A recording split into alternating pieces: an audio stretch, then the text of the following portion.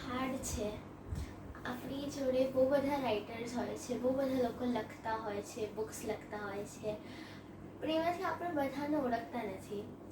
જે સૌથી ટોપ પર હોય છે, આપણા સૌથી ફેવરેટ્સ હોય છે, એ લોકોને જ આપણે ઓળખીએ છીએ. એક લેખક છે જે મારી મમ્મીના અને મારા બેના ફેવરેટ રાઇટર છે, અને મારી મમ્મીને એમનાથી જ લખવાનું ઇન્સ્પિરેશન થયું, અને મારી મમ્મીથી મને લખવાનું ઇન્સ્પિરેશન થયું છે. સો હું એમને થેન્ક યુ કહું છું કે તમારા કારણ મારું લખવાનું ચાલુ થયું છે. એમનું નામ છે શિશિર રામાવત સર. હા, તમે બધાએ સાંભળેલું હશે કારણ કે બહુ ફેમસ છે, લખવામાં પણ આટલા સારા છે. Thank you so much for your kind words. Thank you sir, આજે અમારી જોડે You're being too nice. તો સર, તમને લખવામાં તમને સૌથી વધારે ગમે શું? લખવામાં, વાંચવામાં કયો જોનર વધારે ગમે? ઓકે, આ છે એક ઇવોલ્વિંગ પ્રોસેસ હોય છે, લખવું અને વાંચવું બંને. તમે નાના હો ત્યારે તમને એક વસ્તુ ગમતી હોય, તમે મોટા થાઓ, ટીનેજર થાઓ ત્યારે તમારો ટેસ્ટ બદલાય, તમારી દુનિયા વધારે વિસ્તરે, તમે જરા જવાન થાઓ, કોલેજમાં જાઓ, તમારા અનુભવો બદલાય કરે, એ પ્રમાણે તમારો વાંચવાનો ટેસ્ટ પણ બદલાતો જાય. તો when I was a kid, તમારીથી પણ નાનો ત્યારે મને ચંપક મેગેઝિન ખૂબ ગમતું, હું ગાંડો હતો એની પાછળ. પછી 8th 9thમાં આવે ત્યારે હું ચિત્રલેખા અભિયાન જેવા મેગેઝિન વાંચતો, news magazines. I was teenager then. એ અભિયાનમાં મને ચંદ્રકાંત બક્ષી મેં ફર્સ્ટ ટાઈમ મેં એમની કોલમ જોઈ. સમાચાર પેપરમાં પૂર્તિમાં એમની વાતાયન કોલમ આવતી ત્યારે મેં ફર્સ્ટ ટાઈમ એમને જોયા. પછી સ્વરૂપ શાહને વાંચતો, મધુરાયને વાંચતો, હસમુખ ગાંધી પરિચયમાં આવ્યા. આ બધા જ મારા લિટરરી ગોડ્સ છે, આ બધા મારા ભગવાન છે, પત્રકારત્વના અને સાહિત્યના. આ રીતે ધીમે ધીમે મારો ટેસ્ટ એક કલ્ટિવેટ થતો ગયો. એ નાનો ત્યારે મને લાગે છે મને પહેલેથી જ ફિક્શન વધારે ગમ્યું છે. નાનો હતો ત્યારે, specially till I was 30 maybe, fiction હું બધું વાંચતો. પછી હું ધીમે ધીમે નોન ફિક્શન તરફ પડ્યો વધારે. આમ તો બધું વંચાતું હતું પહેલેથી, નોન ફિક્શન નોન ફિક્શન બંને. ધીમે ધીમે આઈ થિંક અત્યારે મને વધારે નોન ફિક્શન વધુ વાંચું છું ફિક્શન કરતાં. So it changes. હું વધારે ગદ્યનો માણસ છું, પ્રોઝ મને વધારે ગમે છે. પોએમ્સમાં મને બહુ સમજ પડતી નથી. મેં લખી છે થોડીક, પણ મને બહુ સમજ નથી પડતી. પણ હું સારો ભાવક છું કવિતાનો, પણ એટલો ઉત્તમ સજ્જ વાંચક નથી કવિતાનો જેટલો હું ગદ્યમાં છું. ગદ્ય મારા માટે કમ્ફર્ટ ઝોન છે, ઇટ્સ માય થિંગ. સો મને ફિક્શનમાં બધું જ ગમે છે. મને ઇમોશનલ સ્ટોરીઝ ગમે, મને થ્રિલર ગમે, મને પોલિટિકલ સટાયર્સ ગમે, મને આત્મકથાઓ ગમે, મને જીવનકથાઓ ગમે. Variety of things. તમે જ્યારે રાઇટર હો, કોલમિસ્ટ હો, ત્યારે તમારે બધું વાંચવું પડે. You need everything. તો હું બધા વિષયોનું વાંચતો હોઉં છું, સાહિત્યથી લઈને, સાયન્સથી લઈને, ફિલોસોફીથી લઈને બધું જ. એવી પોસિબલ થિંગ. સર, તમે એક નાટક લખ્યું છે જે મારું ફેવરેટ છે, હું ચંદ્રકાંત બક્ષી. રાઈટ. હવે ચંદ્રકાંત બક્ષી સર એ બહુ જ ફેમસ રાઇટર હતા. He is a legend. હા, અને એમની આખી એક ફેન ક્લબ છે, હજી છે. તો એમાં તમને કેવી રીતે કરેજ આવ્યું કે તમે લખો એમની માટે? કારણ કે એક ખોટા વર્ડથી તમારી પર બહુ બધી ઓપોઝિશન આવી શકતી હતી. તમને કરેજ ક્યાંથી આવ્યો, આઈડિયા ક્યાંથી આવ્યો, ઇન્સ્પિરેશન શું થયું? તો મેં હમણાં જ કહ્યું કે બક્ષીનો મારા લિટરરી ગોડ છે. હું એને મારા સાહિત્યિક ભગવાન ગણું છું. ટીનેજ તમારું ઉંમર હતું ત્યારથી હું એમને વાંચતો આવ્યો છું. હું એમને બધું પી ગયો છું, પચાવી ગયો છું. ને મારા લખાણમાં બી એમની ઇનિશિયલ વર્ષમાં ઘણી બહુ અસર હતી મારી સ્ટાઇલ ઓફ રાઇટિંગમાં, જે મેં ધીમે ધીમે કોન્શિયસલી દૂર કરી. કારણ કે ઇનિશિયલી તમે જેનાથી પ્રભાવિત હોય એ સાથે મારા લખાણમાં આવે એ નેચરલ છે. As you evolve as a writer તમારે પોતાની એક શૈલી વિકસવી જોઈએ. હજુ પણ મારે કોન્શિયસ રહેવું પડે ઘણી વાર લખતી વખતે કે બક્ષી જેવું ના લાગવું જોઈએ, મિમિક્રી કરતા એવું લાગવું ના જોઈએ. જે હું અભિયાનમાં તંત્રી હતું ત્યારે અમારા કોલમિસ્ટ એ હતા જ બક્ષીજી ત્યારે, કે જે કોલમ વાંચીને મને જર્નલિઝમમાં જવાની ઈચ્છા થઈ, જે મેગેઝિન અભિયાન. હું ઇવેન્ચ્યુઅલી એનું તંત્રી બન્યો 10-12 વર્ષ પછી. Four me it was a full cycle. અને બક્ષીજી ત્યારે મારા સંપર્કમાં નિયમિત રહેતા તંત્રી અને જે કોલમિસ્ટ તરીકે જે સંબંધ હોય એ હતો જ. એની પહેલાં વાંચક અને લેખક તરીકેનો સંબંધ અમારી વચ્ચે હતો. મનોજ શાહ જે છે મુંબઈના બહુ જ જાણીતા રંગકર્મી નાટ્યકાર, ડિરેક્ટર, પ્રોડ્યુસર, એમનો આઈડિયા હતો કે બક્ષીજી પર એક નાટક થવું જોઈએ. એમણે મને એપ્રોચ કરી. એટલે જેવું એમણે કહ્યું કે એ વિચારે છે એક બક્ષીજી પર નાટક લખવા માટે, તો પ્લીઝ બીજા તમે કોઈને કહેતા નહીં, આ હું જ લખીશ, હું બીજું લખવા પણ નહીં દઉં હવે. So for me it was like એ બે વસ્તુ એમાંથી આઈધર મારા માટે બહુ ઇઝી હતું કારણ કે હું બધું જ બક્ષીજીને પચાવીને બેઠેલો હતો. એટલે મારા માટે શું બક્ષી એટલે કોણ એ સવાલ હતો જ નહીં. એટ ધ સેમ ટાઈમ મને ખબર હતી કે આ નાટક આઈધર કે બહુ સારો થશે અથવા બહુ ખરાબ બનશે. ઠીક જેવું નહીં હોય એમાં. Either it will be click or I fall flat on my face. કારણ કે જો તમે જૂના વ્યક્તિઓ લખતા હો જે 200-400 વર્ષ પહેલાં થઈ ગયેલા હોય, નરસિંહ મહેતા કે મીરાબાઈ, તો ફિક્શન તમે ઉમેરી શકો. બક્ષી તો જે નવા છે, હમણાં આપણે વચ્ચે હતા, બધા લોકો એને મળ્યા છે, જોયા છે, જાણ્યા છે. પીપલ નો હિમ, પીપલ સ્ટીલ રિમેમ્બર હિમ.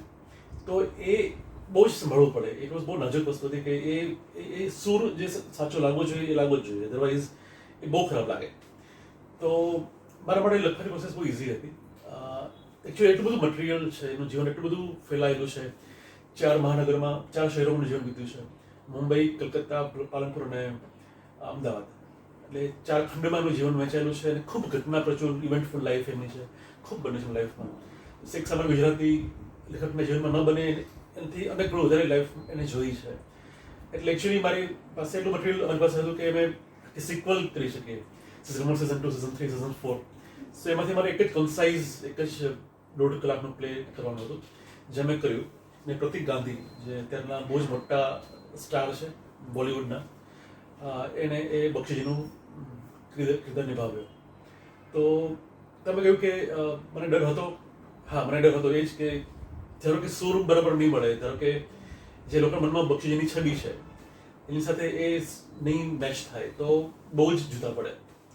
પણ આઈ થિંક બીજા કે ત્રીજા શોમાં જ બક્ષીજીના દીકરી રીવા બક્ષી એ જવાબેલા. ત્યારે મારે માટે અલ્ટિમેટ ટેસ્ટ એ હતો કે એમને કેવું લાગે છે, દીકરી, એમની સગી દીકરી એને પપ્પાવીને જતા સ્ટેજ પર જોતા હોય ત્યારે that was test for me and she was very happy at the end of the show. તો બસ હવે પાસ થઈ ગયો. આઈ વોઝ રિલીવ કે એમને પ્લે કર્યું અને પ્લે બધાને ખૂબ ગમ્યું છે. આઈ થિંક 8 વર્ષથી ચાલે છે, હજુ પણ એના શોઝ થયા જ કરે છે. પ્રતિકને હજુ પણ એના શોઝ કરવા હોય છે. He is very busy film star right now, still એને શોઝ કરવા ગમે છે. તો yeah, it was a good experience. I think one of my best works મને કહી શકો. સર, તો અત્યારે જે સ્ટ્રોંગ રાઇટર્સ છે, જે લોકો પાવરફુલ છે અને એમના વર્ડ્સ પ્રોપરલી એક્સપ્રેસ કરી શકે છે, કમાન્ડ છે ઓડિયન્સ પર, તો એ લોકો પોતાના પોઈન્ટ્સ અત્યારે બહુ ઓછા રાઇટર્સ હોય છે જે પોતાના ઓનેસ્ટ પોઈન્ટ્સ મૂકે છે. એ લોકો સેફ પ્લે કરવાની ટ્રાય કરે છે કે એમનું નામ કંઈ ખરાબ ના થાય. બિલકુલ. તો તમારું આ વાતમાં શું કહેવું છે? એ વાત સાચી વાત છે, કારણ કે અત્યારે સોશિયલ મીડિયાનો જમાનો છે, ટ્રોલિંગ ખૂબ થાય છે. પહેલાં નહોતું. આજથી 10 વર્ષ પહેલાં સોશિયલ મીડિયાને કારણે હવે બધા પાસે પોતાનું શસ્ત્ર છે. એ ગમે તેને ગાળાગાળી કરી શકે, ગમે તેને અબ્યુઝ કરી શકે. એટલે લેખકો વધારે કોન્શિયસ થઈ ગયા છે, વાત સાચી છે. કામને લેફ્ટિસ્ટનું ટેગ લાગી જાય અથવા રાઇટિસ્ટનું ટેગ લાગી જાય. મોટાભાગના લેખકો કદાચ એમાંથી એવા ટેગથી બચવા માગતા હોય છે. પણ એવું પણ નથી કે લોકો લખતા નથી. જે લખનારાઓ છે એ લખે જ છે, જે પોતાના મનનું જે પોતે માને છે, પોલિટિકલી કરેક્ટ થયા વગર લખે છે. એવું નહીં કે બધાને સાચું, આને પણ સાચું, નાને પણ સાચું. લોકોને કદાચ એવા રાઇટર્સ ગમતા પણ નથી, જે દંભી હોય, જે પોતે વિચારતા ન હોય પણ લખતા હોય. એ દેખાઈ પણ આવે કે આ ફેક લાગે. સો હા, એટલે એક એવી વૃત્તિ હોઈ શકે લેખકોમાં કે મારે નારાજ કરવાથી એક વર્ગને, આ વર્ગ અથવા પેલો વર્ગ. પણ એ રાઇટર્સ છે જ આપણી વચ્ચે દરેક ભાષામાં કે જે પોતે જે વિચારે છે લખે જ છે. સોશિયલ મીડિયાને કારણે આ ડર આવ્યો છે લોકોમાં. સર, હું રાઇટર્સ હું યુઝ્યુઅલી આ પૂછતી નથી કોઈને, પણ અત્યારે છે ને રીડિંગ છે થોડુંક આમ એક બાજુથી ઓછું પણ થઈ ગયું છે, કારણ કે લોકોને એવું ફીલ થાય છે કે તમે જે વસ્તુ 1-3 કલાકની મૂવીમાં જોઈ શકો એને આપણે દિવસો બગાડીને વાંચવું કેમ છે. રાઈટ. તો તમે શું આમ કહેવા માંગો છો એ લોકોને પ્રમોટ કરવા માટે રીડિંગ? એટલે બે વસ્તુ છે. એક તો ડિજિટલ મીડિયમનું જ એક્સપોઝર થયું છે એને કારણે ઓબ્વિયસલી લોકોની વાંચવાની સ્ટેમિના પણ ઘટી ગઈ છે, વાંચવાની ઇન્ક્લિનેશન પણ ઘટી ગયું છે. જે ઓલરેડી વાંચક હતા પહેલેથી એ લોકો પણ ઓછું વાંચે છે પહેલાં કરતાં. એ લોકો જોઈ લે છે, તે પ્રિફર ટુ વોચ વિડીયોઝ કે they prefer to listen. At the same time એક વર્ગ હંમેશા એવો રહેવાનો છે જે વાંચશે, જેને વાંચવું ગમે જ છે, કારણ કે બંને બહુ જ અલગ અનુભવો છે. વાંચવું અને સાંભળવું અને જોવું આ ત્રણેય અલગ અલગ એક્સપિરિયન્સીસ છે, અલગ અલગ રિસ્પોન્સીસ, રિફ્લેક્સીસ તમારામાં જનરેટ કરે છે. વાંચવાથી જે તમારી કલ્પના શક્તિ ખીલે છે એ જોવાથી નહીં ખીલે. એ વાત સાચી છે કે યંગસ્ટર્સ હવે ઓછું વાંચે છે, પણ આઈ થિંક એ સ્ટ્રગલ છે આપણા બધા માટે. તો હવે તમારા માટે બી સ્ટ્રગલ છે, કારણ કે તમે હવે સમય જન્મ્યા છો ડિજિટલ યુગમાં કે જ્યારે લખાતા શબ્દો કરતાં જોવાતા વિઝ્યુઅલ્સનું મહત્વ વધ્યું છે. એટલે અમારા કરતાં તમારી સામે તમારી જનરેશન ને તમારા પછીની જનરેશન સામે વધારે પડકાર રહેશે. પણ આઈ થિંક પુસ્તકો ક્યાંય જવાનું નથી. પુસ્તકો વિલ ઓલવેઝ ધેર. અને છપાતા શબ્દોનું મહત્વ હંમેશા રહેવાનું જ છે. છપાતા શબ્દ એક ફાઉન્ડેશન છે જેના આધાર ઉપર વિઝ્યુઅલ્સ બનતા હોય છે, જેના આધાર ઉપર ઓડિયો બનતા હોય છે, જે પેપર જે ફોર્મ્સ બનતા હોય છે. તો books are there to stay. એ લખાશે જેને વાંચનારો વાંચવાના જ છે. એ પણ તમે જોઈ શકો કે હવે એ લોકો ઇઝીલી મોબાઈલ પર વાંચી શકે છે. હવે ઈ બુક્સ ખૂબનું ચલણ છે, તો એને કારણે એક વધારે લોકોને ઓપ્શન મળ્યું પણ છે વાંચવા માટેનો ઈ બુક્સના ફોર્મમાં. તો યા એ ડર સાચું છે, પણ at the same time I am hopeful કે એ વાંચનારા વાંચશે જ ને લખનારાઓ લખશે જ. તો સર હવે જે ટાઈમ ચેન્જ થઈ રહ્યો છે એ રીતે આપણી બિલીફ્સ છે ભગવાનમાં, લાઈક મને જેટલું ભગવાનના બારેમાં ખબર હશે એના કરતાં તો એટલીસ્ટ ડબલ મારી મમ્મીને ખબર હશે, અને એટલું ડબલ પાડતા હશે કે આટલું રેગ્યુલારિટી હશે ભગવાનને પ્રે કરવામાં. એટલે અત્યારે થોડી ડિક્લાઇન થઈ રહ્યું છે જે રિલિજિયસ બિલીફ. તો કેવી રીતે આને વધારી શકાય? એટલે હવેની જનરેશન જે છે, અમારી જનરેશન પણ, અને તમારે તો બિલકુલ કે એને હવે ઉપર એક ભગવાન બેઠા છે અને એ બધું તમારું ધ્યાન રાખે છે, એને તમને સ્વર્ગમાં મોકલશે કે નરકમાં મોકલશે એમાં હવે કોઈ માનતું નથી. પીપલ ગ્રેજ્યુઅલી ઇન્ક્રીઝિંગલી એ બિલીફ સિસ્ટમમાંથી બહાર આવતા જાય છે. લોકોને હવે વધારે સ્પિરિચ્યુઅલિટીમાં રસ છે. રિલિજન કરતાં સ્પિરિચ્યુઅલ પાવર્સમાં વધારે એ લોકોને ઇન્ક્લિનેશન વધ્યું છે, which is true. At the same time તમે જોશો કે અમીશ ત્રિપાઠી છે, એ મેસિવ રાઇટર છે. ત્યારે એમના પુસ્તકો લાખોમાં વેચાય છે, દરેક ભાષાઓમાં, દુનિયાની ભાષાઓમાં અનુવાદ થયા છે.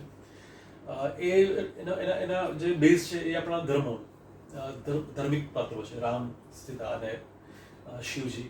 બધા પણ એ લખે છે અને ખૂબ વંચાય છે. એમણે એક રીઇન્વેન્ટ કર્યું છે એ આપણું જે મિથ જે છે, પુરાણોની જે કથાકથન છે એને. તો નવી જનરેશનને એમાં રસ પડે છે. એમના જે વાચકો છે ન્યૂ જનરેશન છે, યંગસ્ટર્સ છે. એટલે એ આપણા સુપર હીરોઝ છે. બેઝિકલી જો તો હનુમાનજી એ super hero, right? Krishna is super hero. એટલે હવે આપણે આઈ થિંક નવી જનરેશનને એમની ભાષામાં સમજાય રીતે, એમને અપીલ કરે એ રીતે મૂકવા પડશે. હમણાં લોકડાઉનમાં રામાયણ મહાભારત આવ્યું ટીવી પર, તો again it broke all the records. એટલે લોકોને એ ગમે જ છે. આપણે ઇન્હેરન્ટલી રિલિજિયસ લોકો છીએ, પણ એ જે બિલીફ હતી, જે ડર હતો કે જે એ હવે એક ઘટ્યું છે, જે પેલી રિચ્યુઅલ્સનું પ્રમાણ ઘટ્યું છે, એ વાત સાચી છે. પણ at the same time I think સ્પિરિચ્યુઅલિટીનું પ્રમાણ વધી રહ્યું છે, સ્પિરિચ્યુઅલ પ્રેક્ટિસીસ પણ વધ્યું છે, રિલિજિયસ પ્રેક્ટિસીસ ઘટી છે, સ્પિરિચ્યુઅલ પ્રેક્ટિસીસ વધી છે, એવું મને મારું ઓબ્ઝર્વેશન છે. તો લોકો વધારે યોગ તરફ વળી રહ્યા છે વર્લ્ડ ઓવર, એવરીવેર. યંગસ્ટર્સ પણ. વિપશ્યના કરવા હું જાઉં છું જરા શિબિરમાં 10 દિવસની, ત્યારે I am amazed by seeing youngsters in the શિબિર. જે 10 દિવસે બહુ રિગરસ હોય છે વિપશ્યનાની એક જે બુદ્ધિની જે ટેકનિક છે યોગની, યોગ સાધનાની. તેમાં 22-23 વર્ષના છોકરાઓ હોય, એન્જિનિયરિંગ ભણતા હોય, મેડિકલ સ્ટુડન્ટ ભણતા હોય, કે MBA કરીને આવ્યા હોય. એટલે એ પણ છે. સો વી કાન્ટ જસ્ટ સે કે હવે આ નથી ને આ છે. ધેર ઇઝ અ ટ્રેન્ડ કે લોકોને હવે રિલિજિયસ પેલા રૂઢિગત જે પારંપરિક જે આપણી કથાઓ છે એને બદલે સ્પિરિચ્યુઅલ પ્રોસેસમાં વધારે રસ પડે છે. તો I think it's good sign. અને સર આજે ઓથર્સ ડે છે તો તમારા જે યંગ એસ્પાયરિંગ ઓથર્સ છે એના માટે શું એક મેસેજ શું છે?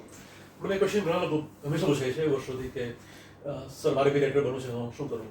મારો ફર્સ્ટ આન્સર હંમેશા છે કે બી રીડર ફર્સ્ટ, બી અમેઝિંગ રીડર. જો તમે 100 સારી પુસ્તક લખ્યા હશે તો તમે એક સારું પુસ્તક લખી શકશો. જો તમે 5000 સારા વાક્ય વાંચ્યા હશે તો તમે એક સારું વાક્ય લખી શકશો. સો તમે જેટલા સારા વાચક હશો એટલા સારા લેખક બની શકશો. તો precondition is be an amazing reader, એક ફેન્ટેસ્ટિક રીડર બનો. Number 1. Number 2, start writing diary. Diary લખવાથી હવે તમે લેપટોપ પર ટાઈપ કરી શકો કે તમને જે ફાવે એ રીતે તમારા વિચારો લખો, તમારા થોટ્સ, તમારા ફેમિલી વિશે, તમારા ફ્રેન્ડ વિશે, તમે શું નવું જોયું વાંચ્યું એના વિશે પણ લખતા રહો. રોજ કંઈક લખવાના જ અમુક શબ્દો કે અમુક 1-2 પાના. એનાથી તમારી એક રિયાઝ આવતો જશે લખવામાં, તમારી ભાષાનો એક શેપ બંધાતો જશે, તમને ગ્રામર કન્સ્ટ્રક્શન એની સમજ પડતી જશે. જેટલું લખશો એટલું વધારે. સો વાંચક હોવું એ પહેલી કન્ડિશન છે. અને બીજું, રિયાઝ કરતા રહો. હવે એક because of social media, Facebook બધાને કારણે લોકોને ઇન્સ્ટન્ટ એક્સેપ્ટન્સ મળી જાય છે. પહેલાં તો એવું હતું કે લોકો લખે, પછી મેગેઝિનમાં મોકલે, પછી એક્સેપ્ટ થાય ન થાય, તંત્રી પાછું મોકલે, રિજેક્ટ થઈને આવે, ફરી ટ્રાય કરે, ફરી મોકલે. એટલે એ પ્રોસેસ લાંબી ચાલતી. અને પછી એમાંથી ઘડાઈને વાર્તા કે તમારી કવિતા છપાય, પછી તમને એક ટેગ મળે કે નાવ યુ આર રાઇટર. પણ હવે તો તમે જો લખો કાચું પાકું ફેસબુક મૂકી દો, લોકોને લાઇક્સ મળવા માંડે. There is always people who just click on like button, right? એટલે લોકોને યંગસ્ટર્સ સામે ઓલું જોખમ સ્થાન એ છે ડેન્જર કે દે ડોન્ટ નો એ લોકો કેવું લખે છે. Because they gate instant liking, they gate instant likes, they gate instant acceptance. એને કારણે ખરેખર બધે કેવું લખે છે, કેટલું એનામાં વિત્ત છે, કેટલો દમ છે, કેટલું ખરેખર ડેપ્થ છે, એ સમજાતું હોતું નથી એની વાર. So they have to be very conscious કે ફેસબુકની લાઇક્સ પરથી ડોન્ટ જજ યોરસેલ્ફ બાય ફેસબુક લાઇક્સ કે instant acceptance. It's a long process, and you have to be very patient, you have to be consistent, and you have to be very hardworking. There is no shortcuts.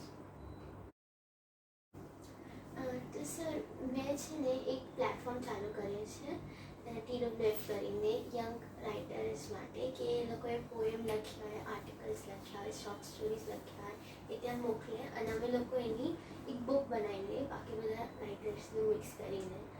તો sir એના માટે તમે કે advice કે કંઈક કહેવાનું? બહુ સરસ તમારો આઈડિયા છે. Thinker writer fighter, right? TWF, nice name. સરસ છે. એટલે લોકો યંગસ્ટર્સ, સ્પેશિયલી અસ્પાયરિંગ રાઇટર્સ લખીને મોકલે, બહુ સારી વાત છે. Reel appreciate your initiative. માત્ર એક વાત યાદ રાખજો, જે મેં હમણાં જ કહી કે ક્વિક એક્સેપ્ટન્સ ના મળી જાય. તમારા standard should be very high. કંઈ પણ કોઈ મોકલે એટલે લઈ જ લેવું એવું નહીં. બી સેટ સ્ટાન્ડર્ડ અને મેક ઇટ પોઈન્ટ કે જે તમારી એન્થોલોજી છપાય એમાં એક મિનિમમ ક્વોલિટી મેન્ટેન થયેલી જ હોય. જસ્ટ મોકલે છે એટલે આપણે લેવું પડે, શરમ ઘરમાં ઓળખીતા છે લેવું પડે એવું નહીં. પણ એક keep a standard and maintain that. સરસ વાત છે.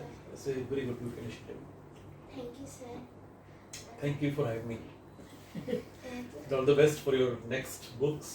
Thank you sir. Thank you. Sir thank you મારી જોડે વાત કરવા માટે અને અમારી સાઇટ પર આવવા. Thanks મને મારો જરો જણાવવા માટે. Thank you sir.